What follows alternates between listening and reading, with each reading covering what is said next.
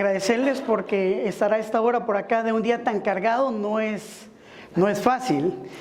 Y segundo, imagínense cómo me puedo sentir después que el doctor González y el doctor Ochoa hablaron de cáncer, ¿verdad? Entonces es un dato interesante. Hay bases que ya están puestas, entonces vamos a intentar desmenuzar un poquito este fenómeno que tiene que ver con el cáncer. Y bueno, primero que todo, quiero, vamos a ver, hay un pequeño cuento que tiene que ver, es un cuento japonés, que tiene que ver con un sabio que envía a un grupo de ciegos a evaluar un elefante. Entonces es una forma de intentar hacer un ejercicio mental en lo que tiene que ver a la apertura del conocimiento, a la apertura de este horizonte en el que estamos inmersos todos, y contrario a lo que muchas veces nos han enseñado a pensar en cuando nos hablan de una medicina en evidencia. Entonces ahora temprano hablaba uno de los colegas, ¿evidencia cuánto? O sea, cuando la N tiene que ser muy grande para yo poder notar que hay una desviación, hay que analizar a ver de dónde viene la evidencia, a diferencia de cuando hay N's pequeñas y el impacto es grande. Entonces, este sabio envía a un grupo de ciegos a evaluar un elefante, y llega un primer sabio y le corresponde evaluar, o llega a la trompa, otro llega al colmillo, otro palpa lo que es la oreja del elefante, otro el dorso del elefante y otro la columna. Lo interesante es que después de que se da esto, él trae a los ciegos y recopila la información de qué es un elefante. Entonces la persona que llegó directamente a la trompa dice que el elefante es como una serpiente, que es de forma cilíndrica. Sin embargo, el que llegó al colmillo dice que no, que el elefante es puntiagudo y fuerte como una espada. El que llegó a la oreja le dice que el elefante es como un abanico. El del dorso le dice que es como si estuviéramos hablando de un telar. Y por último, el que llegó a la pata del elefante le dice que el elefante es como una columna. Lo interesante es que todos tenían razón, pero todos tenían una percepción diferente de lo que era el elefante. Entonces, basado en eso, de algo de lo que hemos hablado, Hipócrates hace más o menos 2000, 2500 años decía que la enfermedad no surge de la nada, se desarrolla a partir de pequeños pecados diarios, escuche la palabra, pecados diarios contra la naturaleza, y cuando se acumulan suficientes pecados, la enfermedad aparece súbitamente. Entonces, si comenzamos a percibir esto, nos damos cuenta, ahora que hablábamos del cáncer, el doctor nos decía, claro, cuando aparece un tumor, o ya hay una lesión que aparece dentro del ultrasonido o en la tomografía o en la resonancia, tenemos mucho tiempo de estar pecando en esta dirección. Ahora, hablaríamos de historia del cáncer, de qué ha pasado, de los osteosarcomas que incluso se determinan desde el periodo egipcio, los clásicos. Y aquí hay algo interesante. A inicios de los 1900, un investigador, Lontoine, decía que París era 6 veces más desarrollado que Londres. Y es interesante porque en ese momento, a inicios de los 1900, la zona de París tenía 6 veces más cáncer que Londres. Entonces quiere decir que es algo que nos han hecho pensar en algún momento en que el cáncer es una enfermedad genética. Ahora el doctor González nos decía que no, que nos han hablado de 1000 cosas, pero que realmente no es una enfermedad genética, sino que es una enfermedad metabólica, que es multifactorial, pero que al final terminamos inmersos en esto. Tenía un gráfico desde inicio de los 1900, me van a disculpar, pero no lo logré capturar, lo tenía en otra computadora. Sin embargo, encontré que es muy similar a lo que hablábamos ahora, a los otros colegas. ¿Qué está pasando con el cáncer?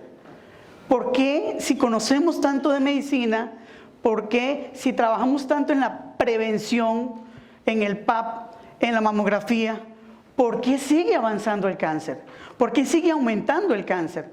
Porque si hoy de cada 4 y para 1950 estamos 50-50 a padecer de cáncer, ¿qué estamos haciendo mal? ¿Por qué si hemos caído tan encima de todo lo que son enfermedades infecciosas, por qué el cáncer nos viene dando tanto problema? Ahora, ¿es una enfermedad genética? Podemos decir que no. En los últimos 60 años, todas las investigaciones que se han dado obviamente nos hablan que no. Tenemos pacientes con cáncer de pulmón que presentan 50 tipos de mutaciones diferentes. Y tenemos pacientes que al final, cuando presentan algún tipo de mutación, no generan cáncer. Entonces, ¿tiene que ver con la genética directamente? ¿Por qué? Si tendría que ver con la genética, ¿por qué no tenemos una terapia que nos pueda abordar en este sentido esta patología y desaparecerla, por lo menos el avance que está teniendo? Y aquí es interesante, los genes son un medio. Los genes, dice Bruce Lipton, que son el mapa que tiene el cuerpo para construir. Los que han construido casa, los que hemos construido casa, nos dicen cómo, pero al final es el tejido intersticial el que tiene todos los nutrientes que se va a encargar de poner más o menos nutrientes en algún lugar y que al final va a permitir que salga la obra maestra. Yo a todos mis pacientes les digo, vamos a hacer un cake, un pastel, pero resulta que no tengo harina de la que se usa, entonces voy a usar una harina de coco, pero resulta que no tengo el azúcar específico, entonces voy a cambiarlo por otro, pero resulta que la sustancia que tenía para saborizar no la tengo, entonces voy a comenzar a hacer cambios. Obviamente el resultado que voy a tener va a ser diferente. Eso se conoce en medicina biológica como el triage mitocondrial, que es el hecho de comenzar a trabajar con los nutrientes que tenemos, y el cuerpo siempre va a dar prioridades a funciones que tienen que ver con la vida y que tienen que ver obviamente con los procesos de reproducción. Entonces va a ir ajustando, va a ir apretando al metabolismo para que comencemos en problemas. Virtualmente, esto lo dice la Biblia de la oncología, me encanta, porque dice que virtualmente todos los tumores sólidos que constituyen nódulos metastásicos tienen un alto valor de captación estándar en la tomografía con emisión de positrones. Entonces, es lo que hablaba hace un rato el doctor Ochoa con relación a la herramienta de la tomografía con emisión de positrones, que nos permite conocer en dónde hay lesiones y nos permite saber qué tan caliente es una zona. Entonces, hemos encontrado pacientes con tumores muy agresivos, pero ese tumor que es tan agresivo que necesita glucosa para la fermentación y para mantenerse vivo, obviamente es un tumor que yo puedo inclinar hacia la apoptosis si le quito los altos niveles de glucosa dentro de la dieta, recordando obviamente que el cuerpo tiene diferentes vías accesorias, porque aunque yo no consuma un solo carbohidrato, hay diferentes mecanismos bioquímicos por el cual el cuerpo me va a generar un nivel de glucosa. Ahora, es algo interesante, ahora que hablamos del efecto Warburg, ¿cuánto es la glucosa normal? De 60 a 100, nos dirán algunos, ¿verdad? Ahora, el doctor Illich, un alemán, habla que en el momento en el que se hace el mapeo, el monitoreo de 1950, ya hay un grupo de pacientes resistentes a la insulina que están enfermos. Entonces, son detalles que son importantísimos. La glucosa normal debería ser de 53 a 85. Ok, una tomografía, el terreno biológico de lo que muchos hemos hablado por acá. No es lo mismo sembrar en cualquiera de los dos horizontes. Necesitamos saber cómo está el paciente antes de abordarlo. Y el proceso tumoral, el proceso neoplásico, tiene que ver con un efecto secundario de la pérdida del terreno biológico o de la compensación del medio interno. Entonces, siempre es importante, este paciente que llega con un tumor, ahora que el doctor González nos hablaba de un lago, yo pensaba en la imagen que traía, y claro, no es lo mismo venir a sembrar aquí que venir a sembrar acá, ¿cierto? Ahora, ¿qué llegó primero? Se ha debatido por mucho tiempo. Hoy sabemos que es la disfunción de la mitocondria la que se encarga de generar procesos oncológicos, porque la célula tiene que entrar en una fermentación y eso es lo que se genera con la expresión de los GLUB. Y es esa captación hasta 20 veces más captación de glucosa para generar el nivel basal de una célula. Ok, Otto Warburg nos hablaba de los transportadores GLUB. Ahora, es algo que hay que atacar. En este caso, si el efecto Warburg tiene que ver con todo lo que son los carbohidratos, y especialmente los carbohidratos refinados, es lo primero que tendríamos que atacar.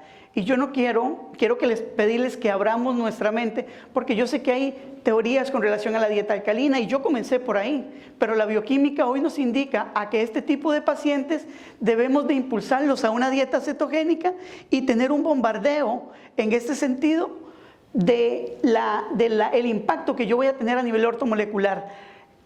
El ayuno y la restricción calórica, que es importantísimo. Tenemos ciertos pacientes que cuando van a recibir quimioterapias, incluso les pedimos que ayunen el día antes, coman el día que se pone la quimioterapia y ayunen el día después. Y todos mis pacientes, normalmente aquí tenemos diferentes análogos estructurales, dentro de eso la glucosa y por supuesto el ácido ascórbico, aunque está la glucosamina, que se puede utilizar también en dosis ortomoleculares. Ahora, en algún momento yo pensaba, si pudiéramos hacer más sensible a la célula para que reciban mejor la vitamina C en dosis altas, porque aquí tenemos, no estamos hablando de dosis diarias recomendadas, en ortomoleculares estamos usando nutrientes con dosis farmacológica y apareció el IPT.